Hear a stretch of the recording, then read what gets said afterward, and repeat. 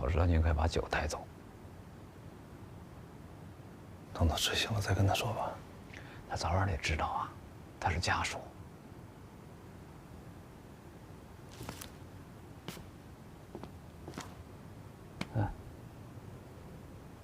哎，醒醒！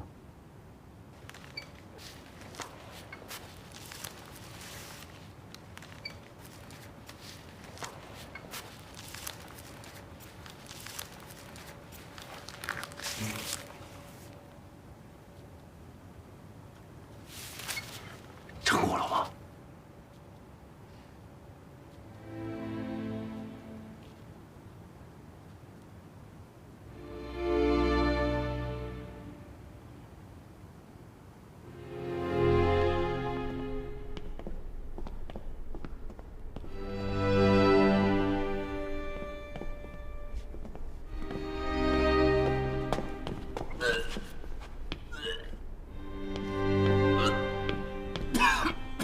你没事吧？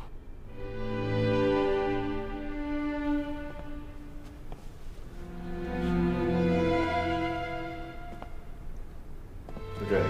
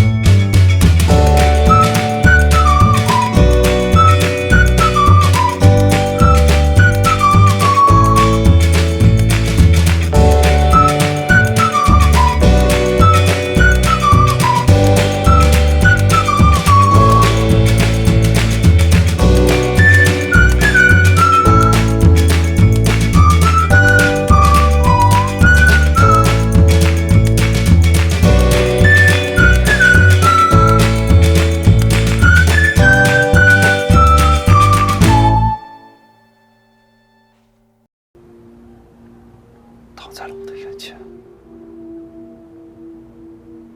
5年前，我在中缅边境抓毒贩，有一兄弟小我2岁，前20分钟还在跟我打赌书里包烟，后20分钟就踩了地雷了，整个人都碎了，捡都捡不回来。我那时候没有时间难过。 必须马上出击，因为稍微不冷静，下一个死就有可能是我，或者是我们其他人。战争就是这样，我们没有时间缅怀。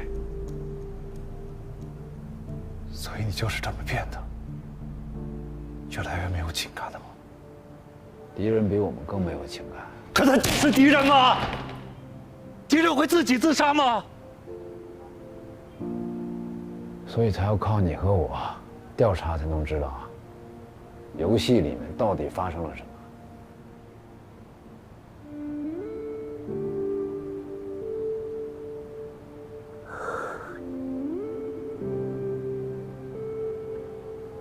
这已费尽了最后的努力，发现三体问题最终无解。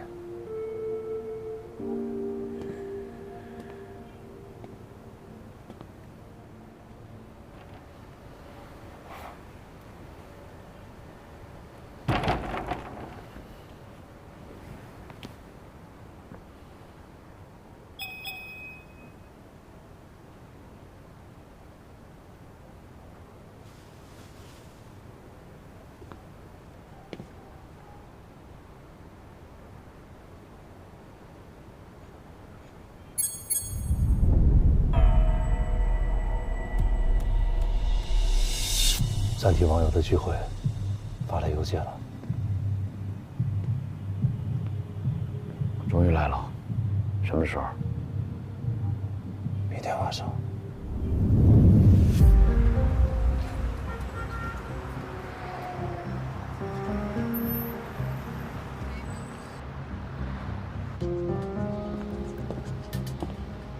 放心去吧，王教授。我们没有时间缅怀。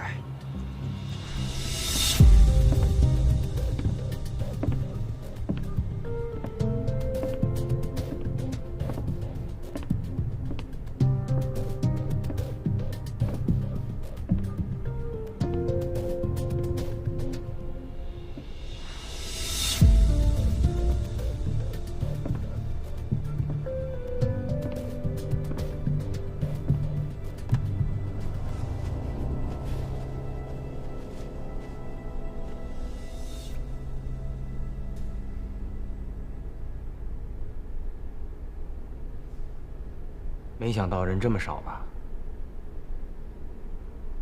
可能是来的时间早了吧。本来我以为大家一见面会产生激烈的讨论，可能各自领域相差太远了。你之前有参加过类似这样的聚会吗？第一次，我是做记者的。不过我对今天来的这几位都有所了解。那位拿烟斗的老人，是知名学者白先生吗？对，他给现代科学赋予了东方哲学的内涵。我采访他的时候受益匪浅。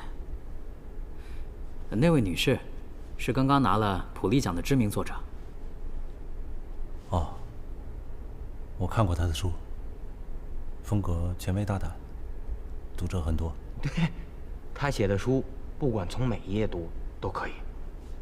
啊，那位是国内最大软件公司的副总裁，坐在他旁边的是国家电力公司的最高领导。玩三体游戏的人能玩到这一步，没有普通人。还没请教，您是从事哪方面领域工作的呀？啊，我是研究纳米的，我叫汪淼。嗨。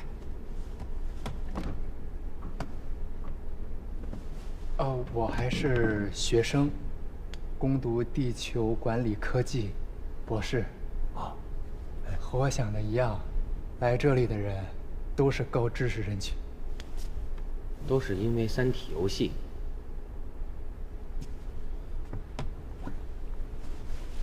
各位来的可真早。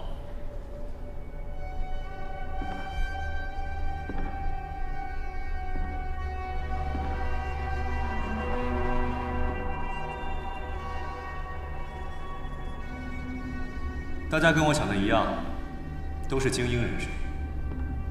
三体就是为你们这样的阶层准备的。它的内容和意境，常人根本无法理解。而它所需要的知识，其层次之高，内容之深，也是一般人所无法具备的。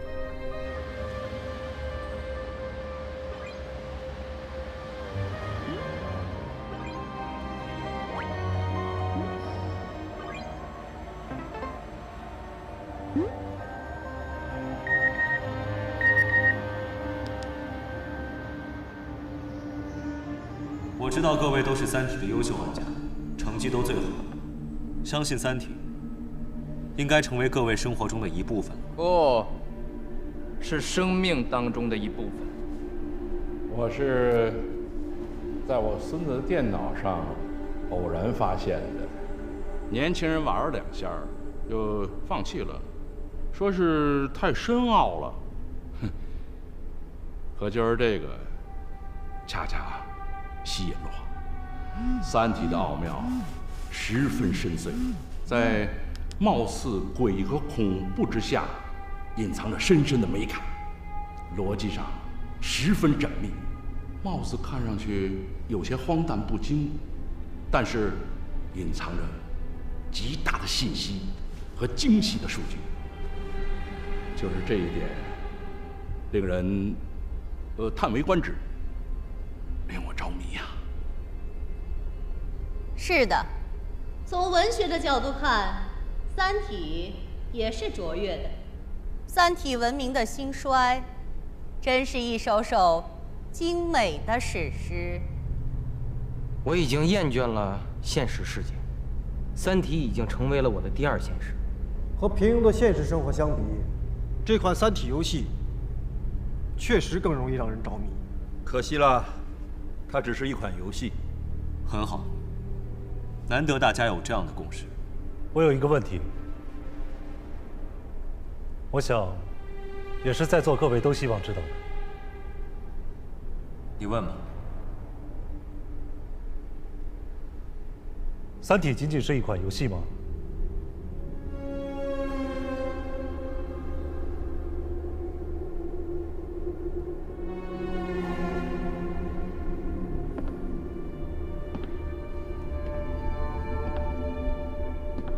如果三体世界真实存在的，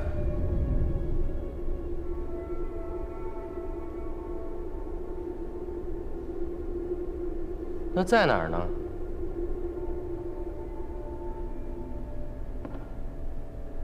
有些问题我能够回答，有些则不能。不过，如果大家真的跟三体有缘，我相信，最后所有的问题都能够得到解答。如果三体世界真实存在，那三体人应该是什么样子的？在每一轮文明中，三体人的外形都不相同。游戏中三体世界是否有某些是真实存在的呀？在很多轮文明中，三体人的脱水功能是真实的。为了应对变幻莫测的自然环境，他们可以随时把自己身体里面的水分完全排出，变成干燥的纤维状物，以此来躲过不适合生存的恶劣气候。那人列计算机在三体世界也是真实存在的吗？是。我觉得那是最不真实的。我用公司上百名员工做过一个简单的测试，即使这个想法真能实现，人列计算机的运算速度也可能比一个人的手工计算都慢。不错。但假如构成计算机的3000万个士兵，他们每人在1秒钟之内可以挥动灯笼10万次，总线上轻骑兵的奔跑速度是几倍音速，甚至更快，那结果就不一样。刚才你提到过三体人的外形，据一些迹象推测，构成人列计算机的三体人，他们的外表可能覆盖着一层全反射镜面。这种镜面可能是为了在恶劣的日照条件下生存进化而来的。镜面可以变换出各种形状。那镜面变化的作用是什么？它们之间可以通过镜面聚焦的光线交流。这种光线语言信息传播的速度是很快的，这也是人列计算机得以存在的基础。这虽然是一台功率很低的机器，但确实可以完成人类手工所力不能及的运算。试想一下，如果计算机先是以人列形式出现，再到机械式、电子式，这个想法岂不是很伟大？三颗太阳是真实的存在吗？真实存在，这是三体世界自然结构的基础。这个游戏不盈利，目的是什么？目的很单纯，就是为了聚集像我们这样志同道合的人。什么志什么道？如果三体文明真实存在，并且在寻找新的家园，我需要知道大家的态度。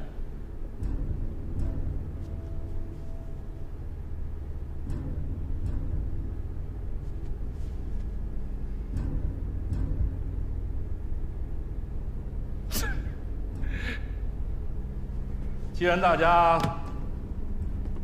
都在思考下一个问题，那我认为有必要再深入的探讨一下。我想知道你们对阿兹特克文明有什么印象？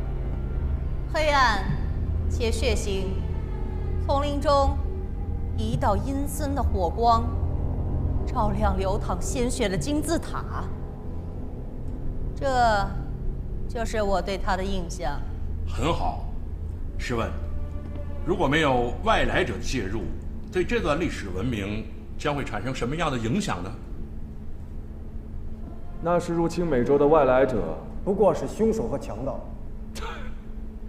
就算如此，他们至少制止了阿兹特克无限制的发展，把美洲变成一个血腥和黑暗的庞大帝国。那美洲和全人类的民主和文明时代就要更晚些到来，甚至根本不会出现。这就是问题的关键所在。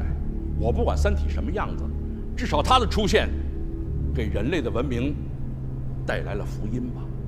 那您有没有想过，阿兹特克的文明最终还是毁灭了，被那些所谓的西方高等文明？我觉得我们今天在一起讨论的问题方向很危险啊！不，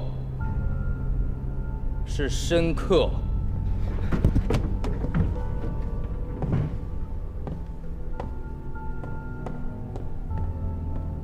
其实我也是这么想的，但是我就不知道怎么表达。但是您说的太好了，谢谢。如果三体文明真的存在，并且需要寻找新的家园，我很高兴。我希望它降临到地球上，大家看看这些年发生的事情。我对人类已经完全的失望，人类社会的发展已经到达了一个绝境。我们无法完成自我完善和净化，在这个时候，需要外部力量来改造我们。我同意。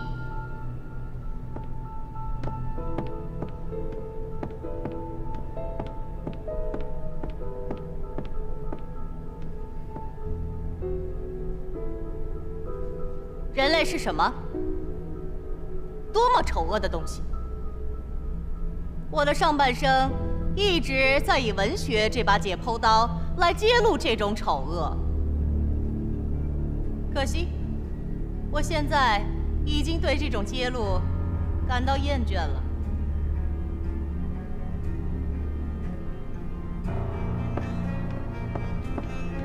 我向往着三体文明能把真正的美带到这个世界上来。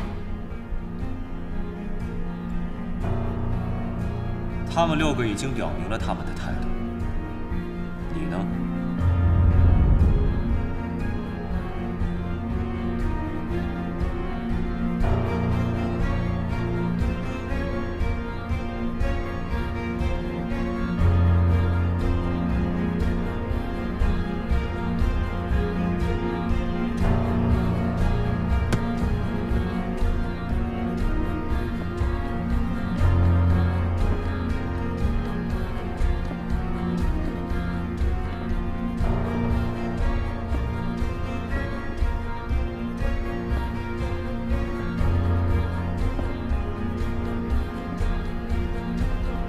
思想上我站在这边，很好。那你们2位已经不适合这场聚会，也不再适合继续玩三体游戏。你们的游戏 ID 将被注销，下面请你们离开。感谢你们的到来，请。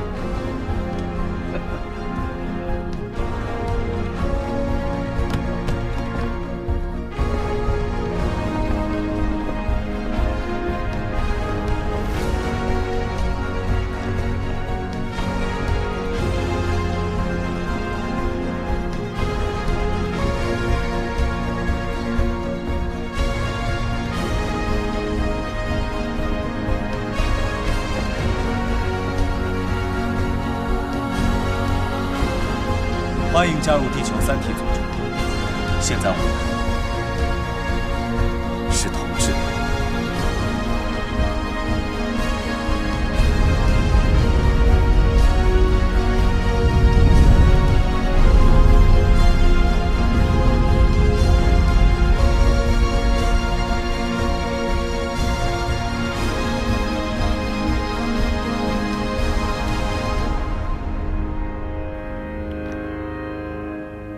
三体网友聚会，主要讲的是儿童世界历史啊。主题思想是先进的文明终将取代落后的文明。先进文明在哪儿呢？三体啊。它哪儿先进了？它能把倒计时打在太阳上，打在视网膜上，而你呢，只能把它做成炸弹。我们在游戏里面见到的文明很原始、很落后，你又不是第一次玩，它几号文明比我们先进啊？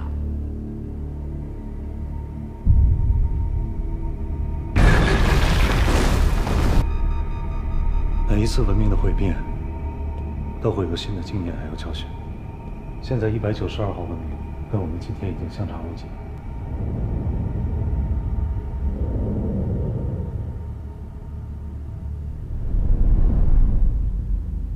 如果继续玩下去，到了1920号，你能想象出来他们进化成什么样子吗？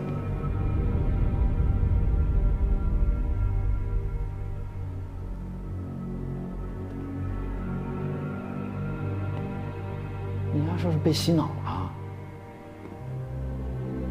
真有三体人、外星人。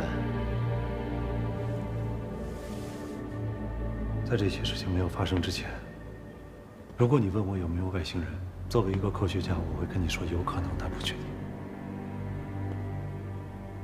但现在倒计时就在我的眼前，没有人告诉我原因，也没有人能解释。地球上最精密、最准确的对撞机开始乱撞，物理学不存在了。而就在这个时候，有人告诉我，我只不过是一只火鸡。你们作战中心集合了世界上最尖端的力量，都查不出来这款游戏是谁做的。这款火鸡不可能做到的游戏，让我们看到了农场主的世界。虽然游戏是虚构的，但它展示了它存在的原因。它让我亲历了一次又一次文明在毁灭中被不断的延续。这些对于我们来讲叫奇迹，每一次重建都是奇迹。可是他们把奇迹变成了必然。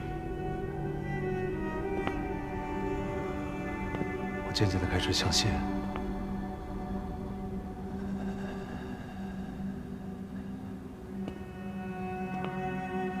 在宇宙中真的有这样一颗星球。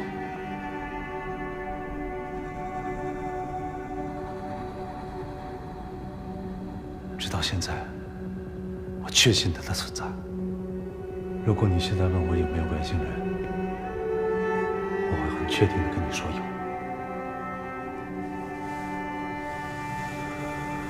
他们在一个被3颗太阳环绕的星球上，他们有着不死不灭的伟大文明。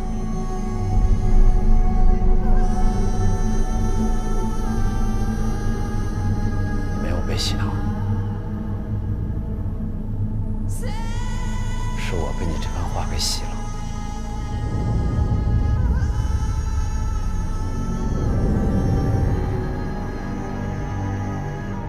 我之前很多想不通的问题，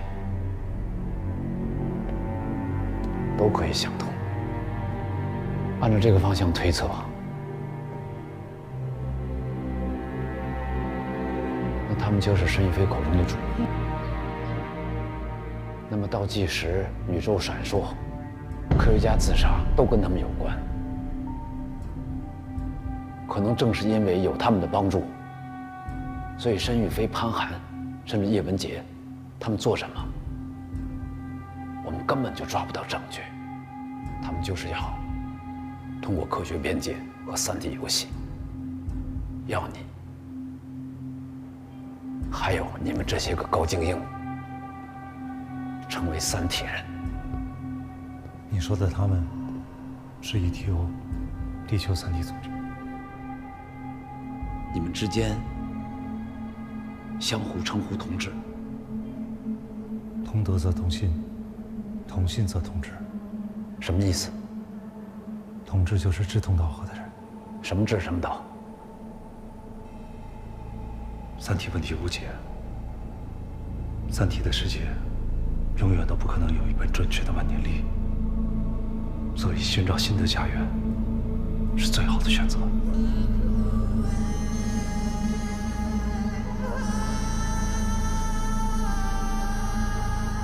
寻找新的家园。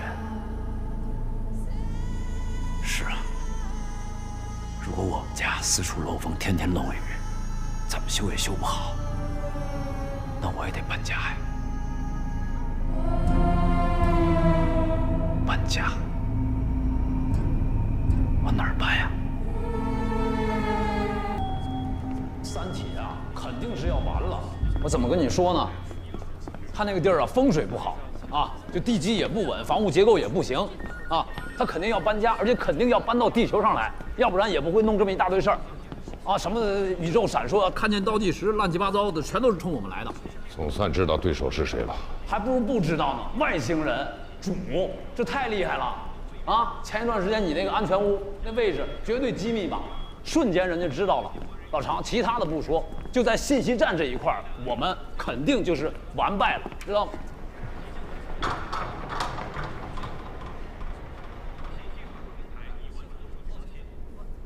老常，你也别太担心了，打应该是打不过，但怎么着也得号召伙计们起来抵抗一下啊！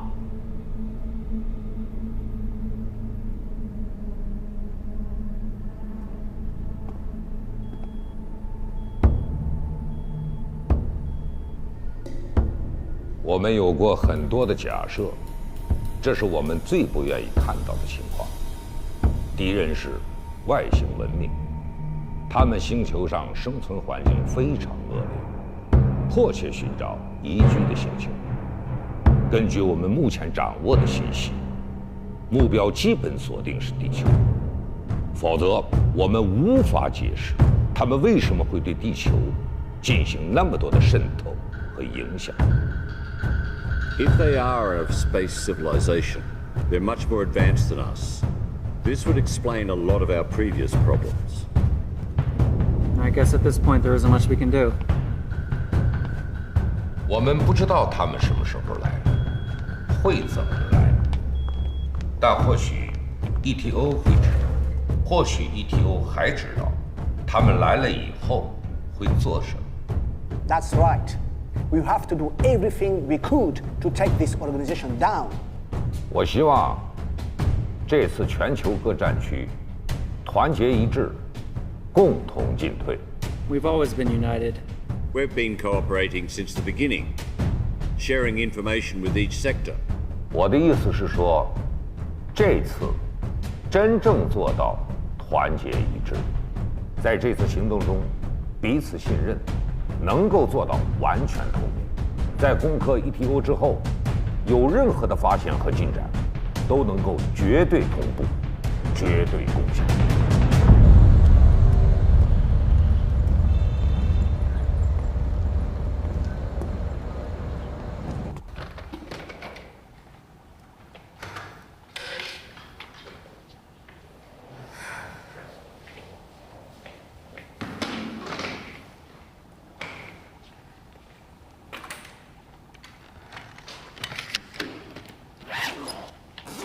出差顺利吗？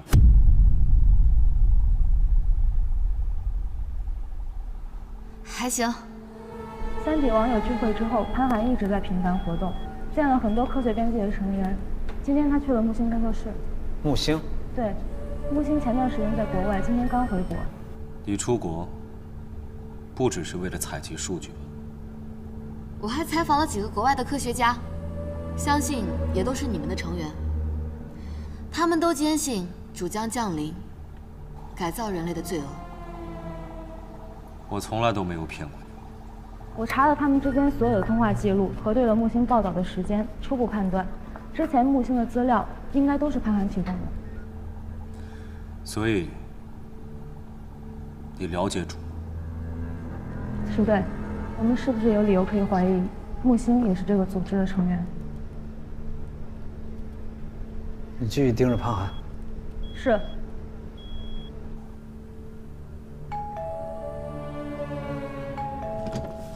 喂，我记得你说你自己是解密高手来着，是吧？我想请你帮。查的怎么样啊？你查的怎么样？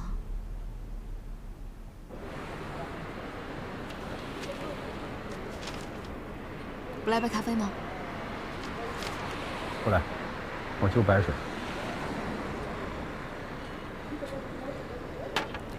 6月14号，全球条件允许的天文观测站都观测到了宇宙闪烁，但是，对于这一现象的报道却全面封锁了。所以，这宇宙到底为什么闪烁？这些资料都是潘寒给你的，你查到潘寒了？你能查不到吗？一个生物学家可以提供这么多的资料。 你信啊？我查了，他背后有个组织。那他背后不止一个组织吧？你也查到了？我当然查到了。是什么？你说什么呀？你查到什么了？潘寒组织的背后是主，主是什么？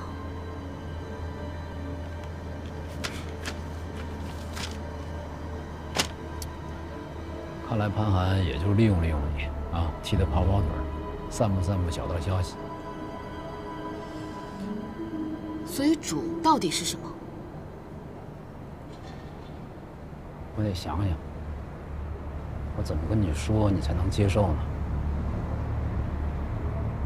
如果我告诉你，主真实存在，他将带着新观念、新制度、新文明降临地球，你依然觉得文明的竞争？ 是强大代替弱小，高文明代替低文明的。如果说主真的是来自于外星文明，我可以接受。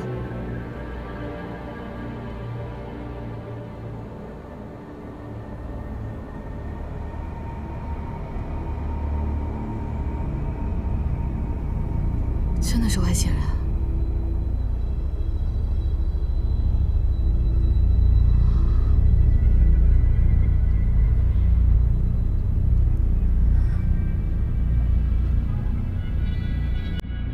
这消息你敢报吗？谁信啊？就算是真的，别人也会以为这是博人眼球。这样吧，我给你讲讲世界文明史吧。从前有一个阿兹特克文明啊，我知道，高等文明将会取代低等文明。你知道，那我省事儿了。 那，你站哪边呢？有的选吗？我们就是低等文明，等着被别人灭掉吧。好，你有这个觉悟很好。那我们可以合作。你最近跟潘寒接触很多，你看你能不能从他那儿，在他的电脑里植入木马？哎。 这想法很好，然后想办法获取。这什么呀？这是全球天文观测站在6月14日凌晨1点观测到的宇宙闪烁的报道。喂。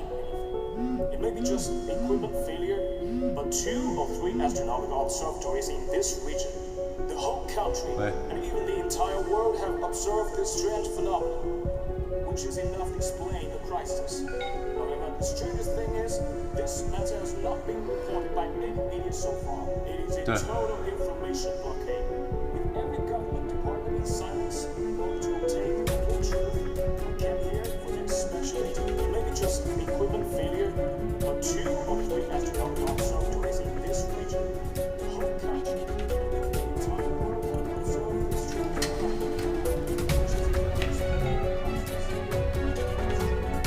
我已经在他的电脑里植入了木马，这是连接程序。行啊，效率啊。但是，他电脑加密了，我打不开。没事儿，我来想办法解决。我们有人。How much has been deciphered? There is still 5%.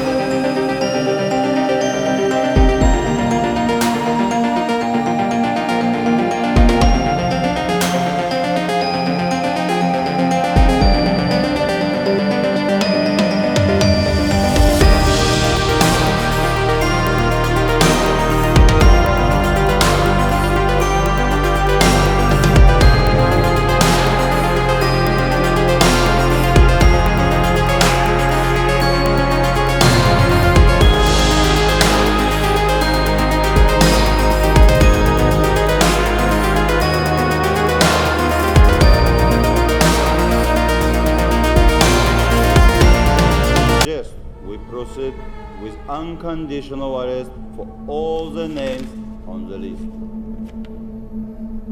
抓紧时间回忆其他文件。是。 Once Battle Command Center gets the list, they will be eager to person. It will be a great victory for us. But Commander isn't on the list, because as you said, Commander doesn't need to choose. So I don't know which faction she sides with. Here's another idea. I have been thinking about it for quite a while. The game was supposed to allow those selected targets to have access to know about the Trisolar world, but people are absurd. They always want to be survivors, could solve every problem. This arrogance was exactly the very driving force of the growing redemptionist faction. So I suggest shutting down the game servers. Are you only suggesting?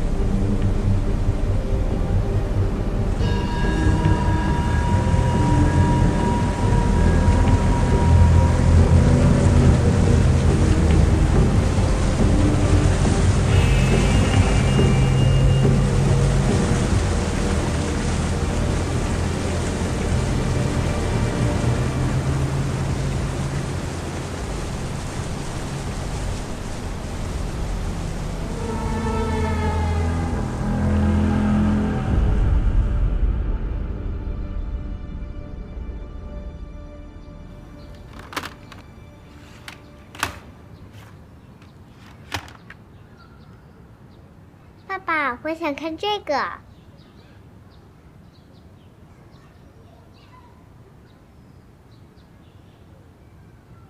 知道这个电影讲的是什么吗？我知道，妈妈陪我看过，是外星人。爸爸，你说真的有外星人吗？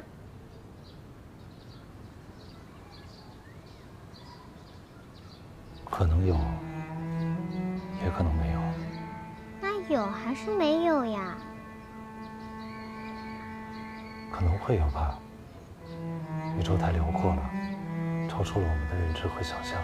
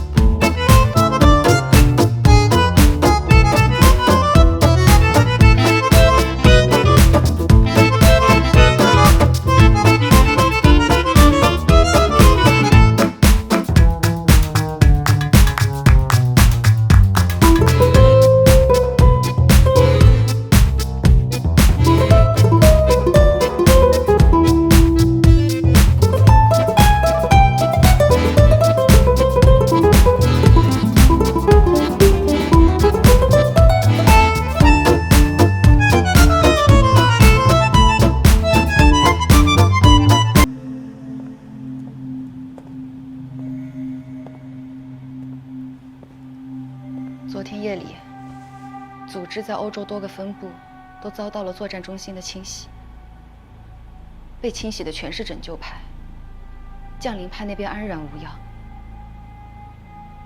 虽然这是作战中心的动作，但是我怀疑是潘寒他们在背后做的手脚。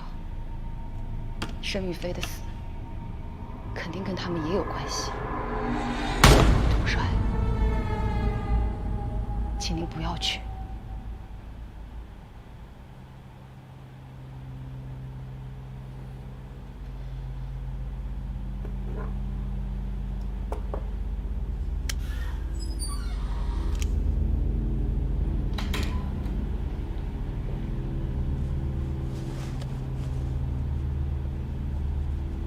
如果这次你去参加申玉飞的葬礼，一定会引起作战中心注意。降临派也会质疑您的立场的。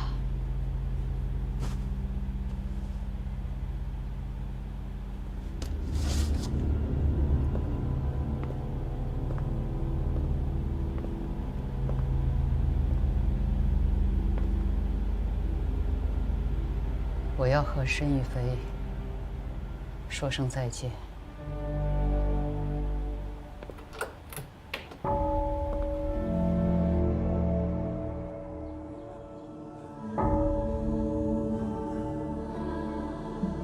如果你知道昨晚发生的事情，你会更绝望。我绝望过，可是我把希望又寄托在了未知的仁慈上。仁慈，仁慈在宇宙尺度上空空荡荡，宛若尘埃。想明白了这些，才是真的绝望。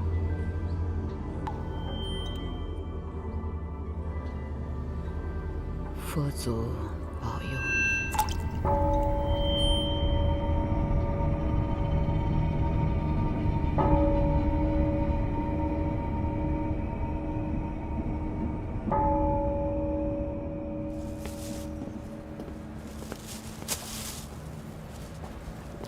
想什么呢？我在想申玉飞呢。他一直都想解决三体问题，到最后他发现三体问题根本就无解，他绝望了。他本来是想替三体人改造危房的，结果努力这么多年，发现人家过来是占他家的。要这么说的话，申玉飞也不算是个坏人。在三体网友的聚会上，韩寒一直都在宣扬主德降临，他根本就没有提过如何去解决三体问题。这样看起来，在 ETO 的内部，他们对于主是有分歧的。是，早知道。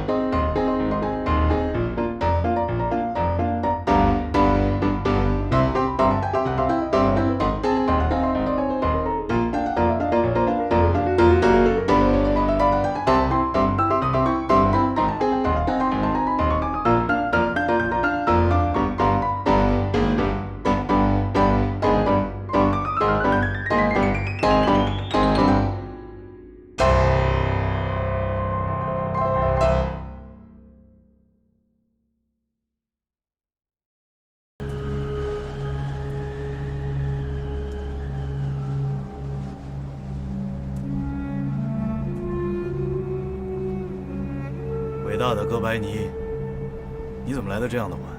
这里发生了什么事情？为什么所有的东西都消失了？金字塔不见了，联合国大厦不见了，就连巨星蛋白也不见了。不要难过，我们将拥有的更多。那是什么？食道？那是你的错觉。是人，有几亿人。三体世界所有的人几乎都聚集到了这里。他们在这里干什么？等待启航。整整过去了3轮文明，你错过了多么伟大的事业！这些是什么？是星星吗？它们远比星星要伟大。从来没有见过这样的排布，阵列的一边有30多颗星星，阵列中总数有1000多个，这看起来又不像是星星，倒像是个人造物。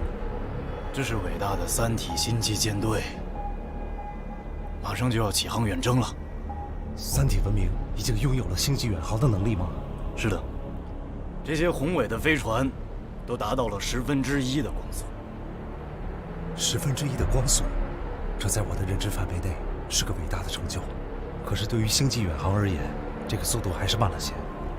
千里之行，始于足下，关键是要找对目标。目标是哪里？4光年外，一颗带有行星的恒星，那是距离三体世界最近的恒星了。4光年，距离我们最近的恒星也是4光年。你们，地球。这没什么可奇怪的。在银河系的大片区域，恒星的密度十分均匀，那是群星引力漫长调节的结果。占相当大比例恒星之间的间距，就在3到6光年之间。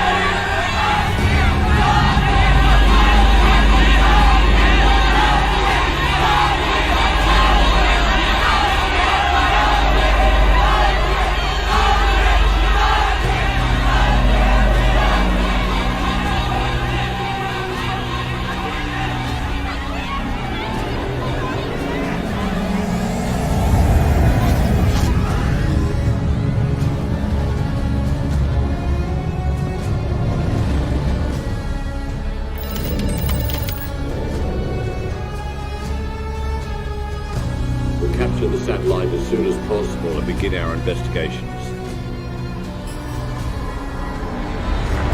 Being parsed. To what extent?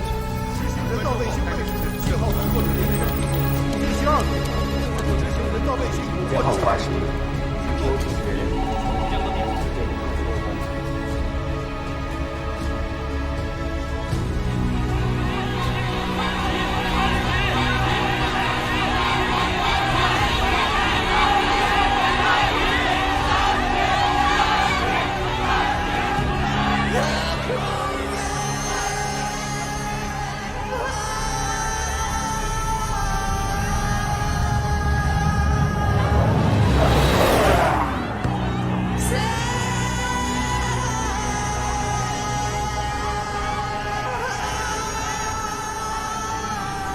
人们不愿意离去，那是他们的希望。虽然我们此生看不到结局，但是在400-500年之后，我们的子孙将得到来自新世界的消息，那将是三体文明的新生。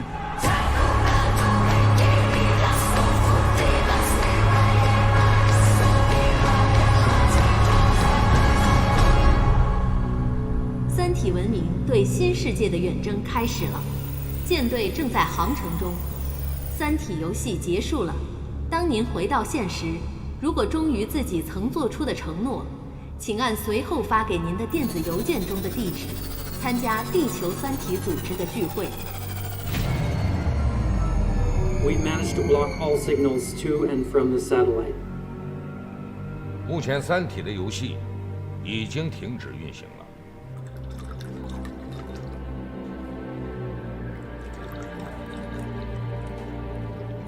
三体文明对新世界的远征已经开始了，舰队正在航行中。地是地球。理论上讲，兼具4光年的行星有很多，但如果不是地球的话，他们搞这么多事情出来干什么？ The interrogation of the ETO members has been going extremely well, and we will have updates for you all soon. It's the best news for a long time. We can call this an unprecedented victory.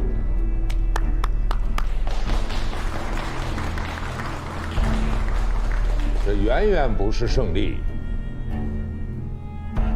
我们中国有句老话：“革命尚未成功，同志仍需努力。”知道三体人是朝着地球来的，算什么狗屁胜利啊？你在玩游戏的时候，作战中心已经攻击了他们在卫星上的服务器。关键时刻，他们不但没跑，还直接公布了大结局。心理素质真好。这只能说明他们根本就不在乎你们的攻击，或者说他们早有准备。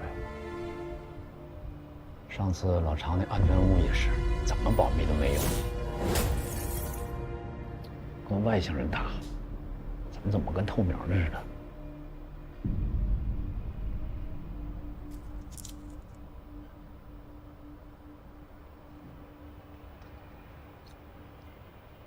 他们离我们有多远？4光年。4光年。要多久能到？3体舰队的航行速度是光速的1/10，理论上来讲，40年就到了。可是他们在游戏里却说要400-500年的时间。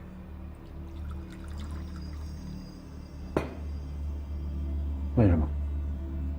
是你算错了，还是他们算错了？4光年就是光行驶4年的距离，1/10的光速4×0.1，你能算错吗？那为什么？是他们要麻痹我们？没有这个必要。我想呢，现在的这个时间差，有可能是因为地球和3体文明对于时间计量单位的不同。毕竟，我们对于星际航行一无所知，所以现在最坏的结果就是40年之后，我们将面对3体人的到来。40年，我们能建立起足够强大的防御系统。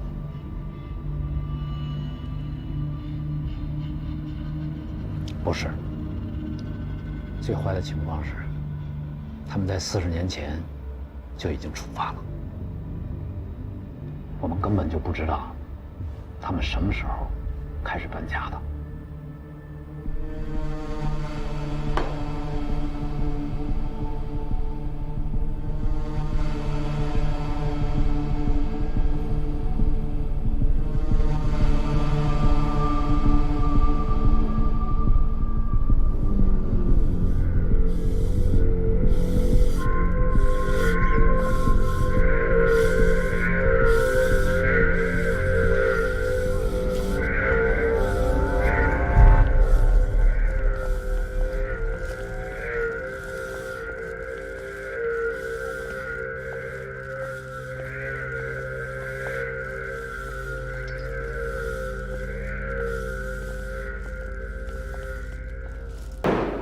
这ETO啊，说的是邪教都冤枉他了，就是一帮狗汉奸。我刚刚跟王淼还在聊来着，这帮汉奸中间还存在不同的派系。这个说对了，他们之间确实存在不同的派系，而且啊，分歧还挺大，有的之间呢还互相诋毁，甚至互相攻击。在抓的这些人当中，他们大部分属于拯救派，他们主张解决3体问题，所以说玩3体游戏的基本上属于拯救派。申宇飞就应该是拯救派，魏征到现在还在帮他计算，可是最终发现3体问题根本无解。相信3体无解的是降临派，这个派系主张人类就该毁灭，他们狂热地期待主的降临。那就是我这么做，是希望主来了可以不杀我。觉得主可能不会杀他们的，叫幸存派。这个派很乐观。据我们审讯获悉，好像另外2个派系比较看不起他们。ETO 的主要分歧还是在拯救派和降临派之间。申玉飞是拯救派，跟他不对付的潘寒是降临派。我们现在手里面的资料是从潘寒的电脑里面拿到的，那名单又都是拯救派的，那这很像他们之间的派系斗争。他们是怎么跟主联络的？到目前为止，没有发现他们跟什么所谓的主联系。能联系上主的，应该就是他们的老大。ETO 这么多派别，没有话事人啊。他们倒是提起一个人，我也怀疑这个人跟三体组织有联系。在他们的组织里，他们尊称这个人为统帅。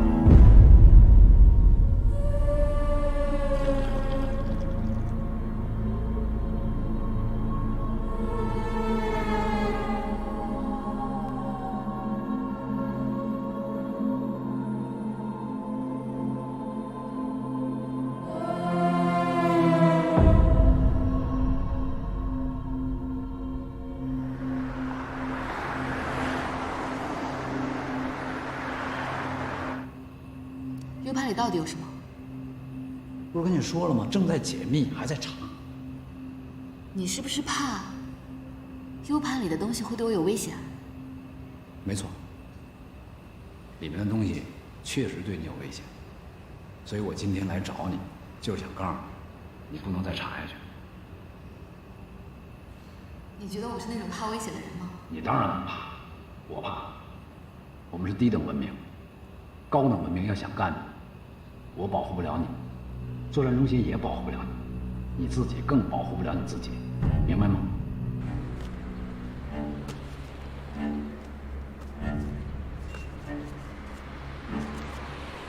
昨天夜里，我们在欧洲分部的部分成员被拘捕，毫无理由。真相需要让更多人知道。这次事件发生在欧洲，需要动用一些外媒的资源。上次出国调查的环保问题已经在外媒见报了，反响很好。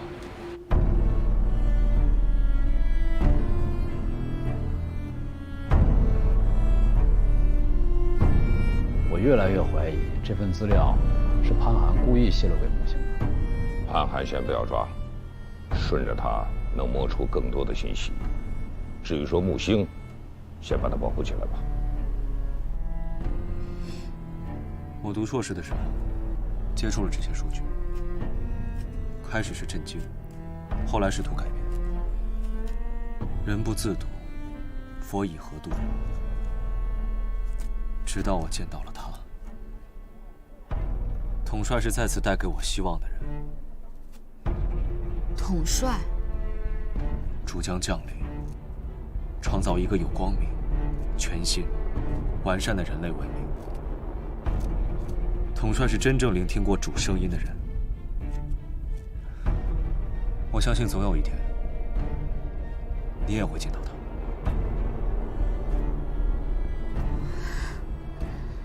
谢谢。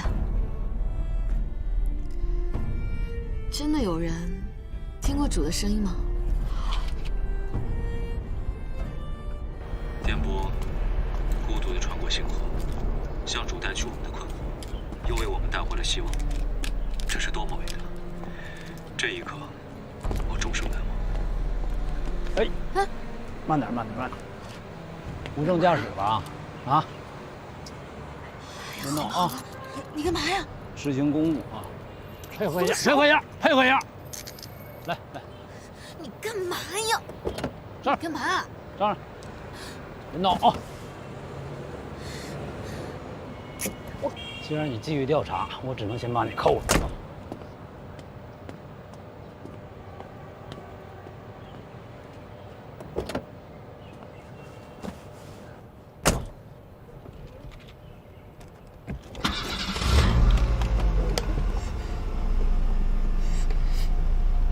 较劲是吧？他们现在还需要利用我，如果我突然消失，他肯定会怀疑啊。你给我24小时，我把他交代任务完成了，然后我就找一个理由消失。24小时时间太长了，你跟他们说，任务很重，办不了。好。好什么好啊？确切时间。明天中午。今天晚上8点，交接任务，我来找你。明天中午10点。今天晚上10点，汇报情况，交接完毕，我来找你，行吗？啊，行，行。把手放开。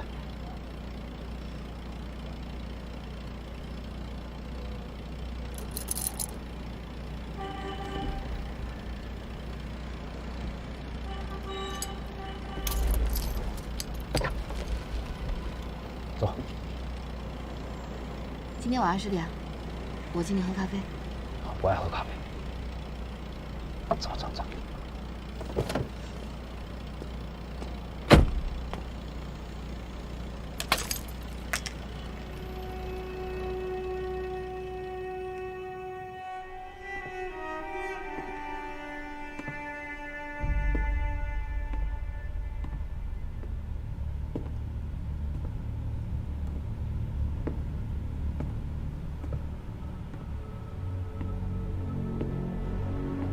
听说你身手不错，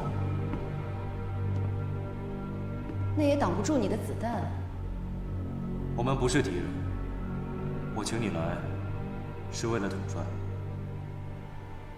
现在欧洲大批组织成员被捕，我查到是跟一个叫木星的记者有关。和你无关吗？佘玉飞的死也和你无关吗？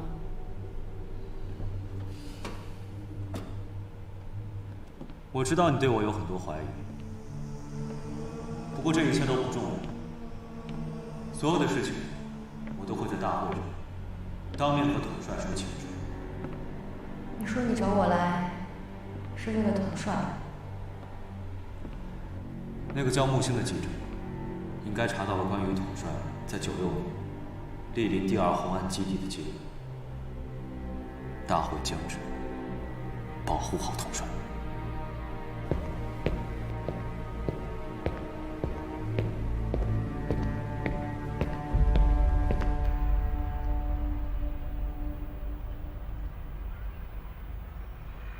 我读硕士的时候，接触了这些数据，开始是震惊，后来试图改变。我尝试过各种方法，我还参加过国外环保游行。后来，那年我在 T 国参加环保示威游行，街道上每48分钟就驶过一辆警车。当时医院因为疯牛病的蔓延而爆满，金丝码头爆炸死伤的民众数不胜数。弥漫在头顶上的浓烟，让我根本看不到蓝天。我当时觉得人类完了，可就在那一刻，他出现了。我被带去一个朋友的聚会上，聆听他带来主的声音。在那个聚会上，我第一次得知，主会来改变这一切。统帅是聆听过主声音的人。那之后，你还见过他吗？我最后一次见他，是在清华的一个讲座上。他还是那么和蔼，却有力量。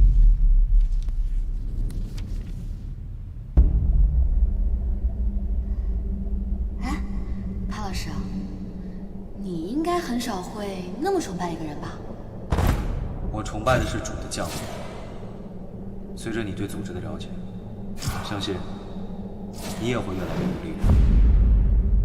这也是主的伟大之处。主将降临。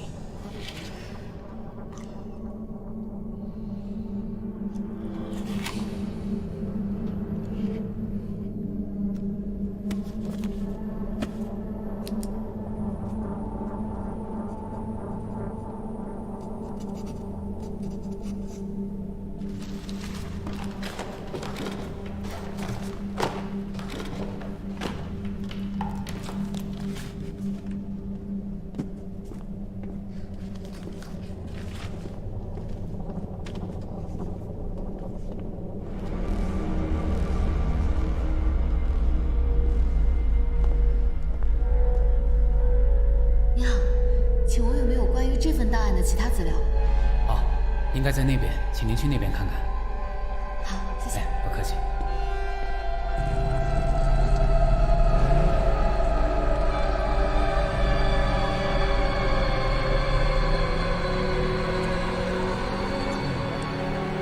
你好。哎，你好。刚才那个姑娘不小心好像把我资料拿错了，我想请问一下，她还的是不是99年清华地质系的研究报告啊？哦，不是，是96年去替贡核查人员档案。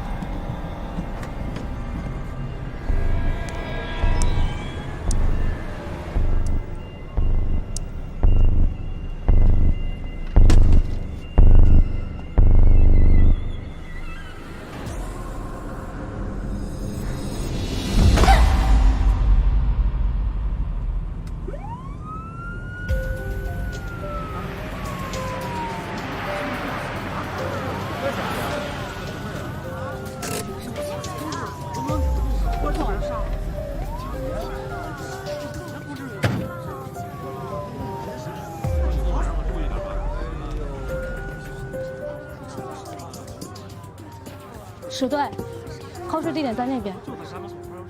驶队，被害者脖子被拧断，被发现的时候人已经不行了，法医已经把人带走，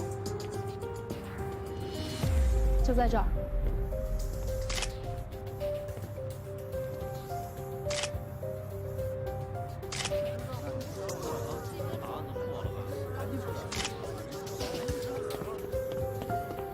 你再想想，应该没别的了，暂时想。这边是案发的第一现场。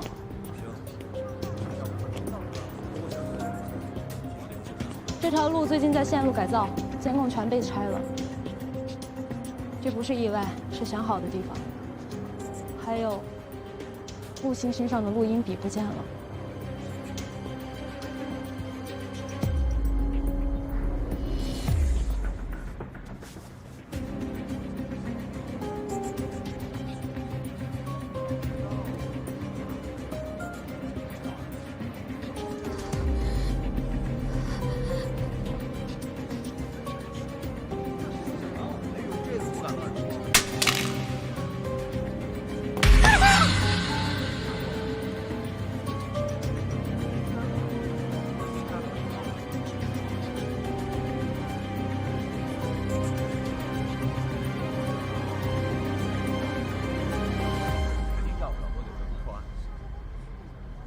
从来都不会只带一支录音笔。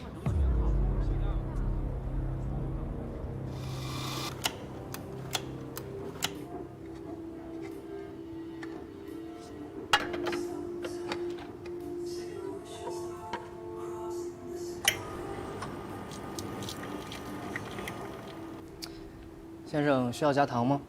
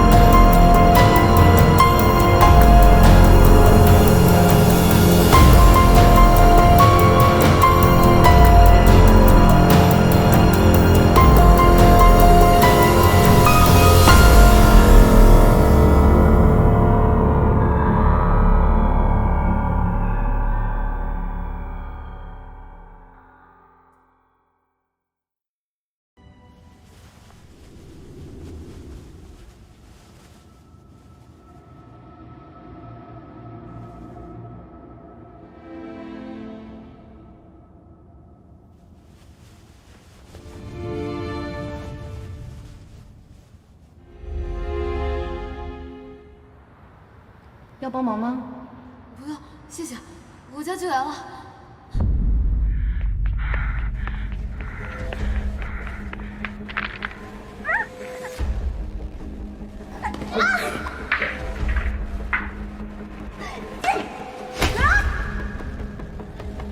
你是谁？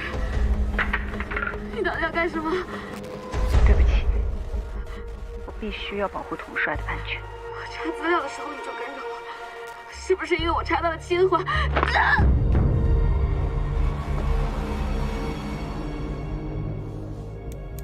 史队，你是谁？你到底要干什么？对不起，我必须要保护统帅的安全。我查资料的时候你就跟着我，是不是因为我查到了亲环？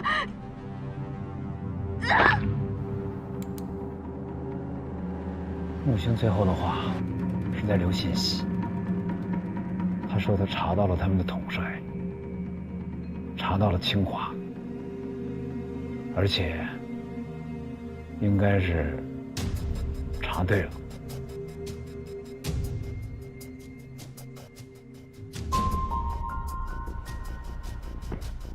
有这么巧吗？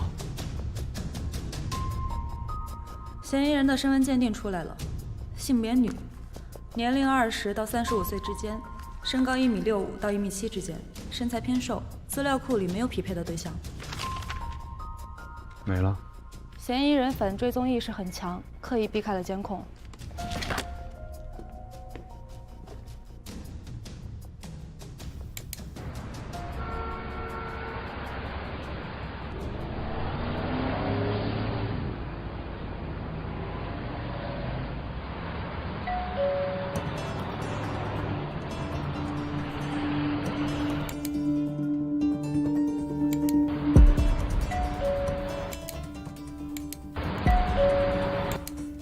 这是什么？便利店。有人出入便利店的时候会有这种开门的提示音。木星中途买过东西。木星遇害是在这个录音的2个小时17分，那这个声音出现在2个小时03分，这个便利店离事发地点只有10几分钟的车程。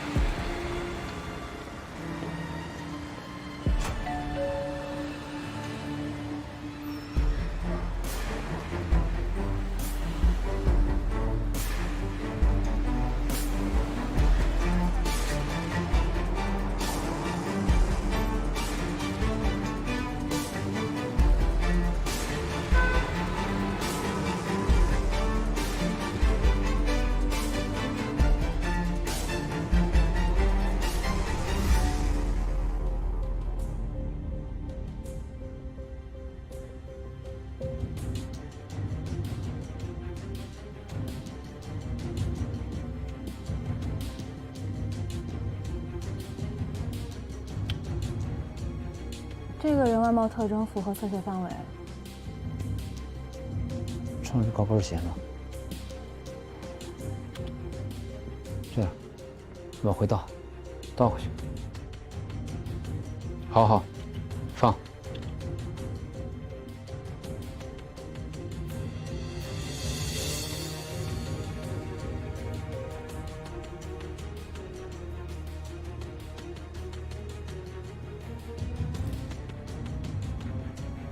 停！发现这辆车吗？在它出现之前，只有这个车道有车辆行驶，它离开以后，才有车开始走这个车道。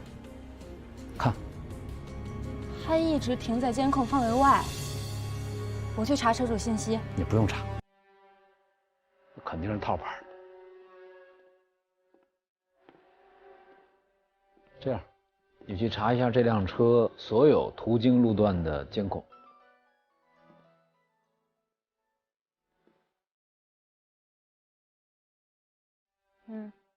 好，谢谢。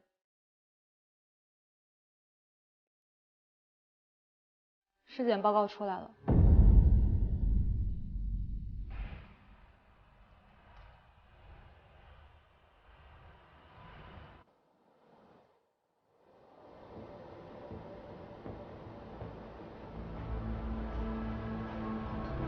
是谁？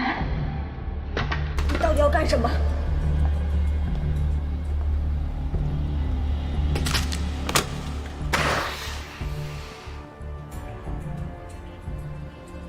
人直接扭断脖子了，和 K1303手法是一样的。马上备案调查。是。支队，车查到了，在西成高速拍到了驾驶员的脸，照片比较模糊，技师人员正在做肖像还原。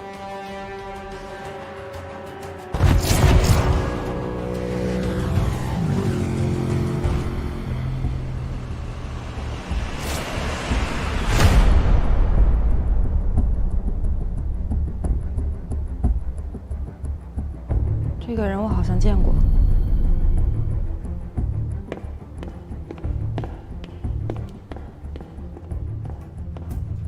石队，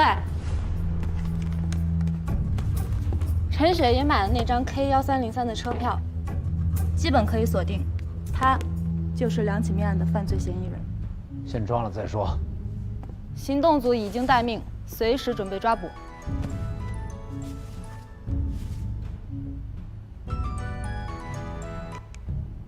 他们给我发邮件了 ，ETO 聚会，明天。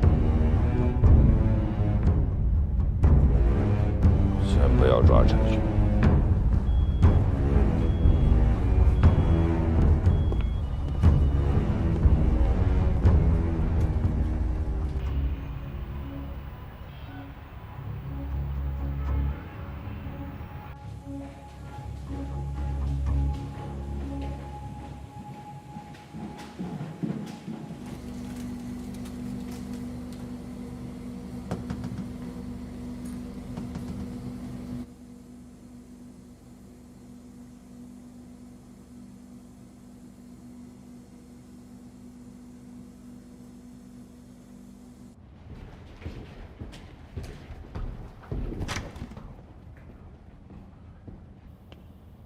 找我什么事儿啊？啊？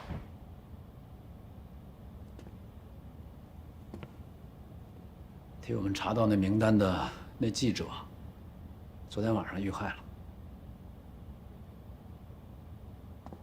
了。前几天你不就让他停止调查了吗？嫌疑人叫陈雪，是一名 ETO 的成员。 你怎么知道他是 ETO 的成员？木星有随身录音的习惯，在案发现场找到一个录音笔，录音里面陈雪说要保护统帅。你还记得那个 K1303列车吗？有一个人直接被干死在厕所了，颈椎被直接扭断。木星的死法跟他一样。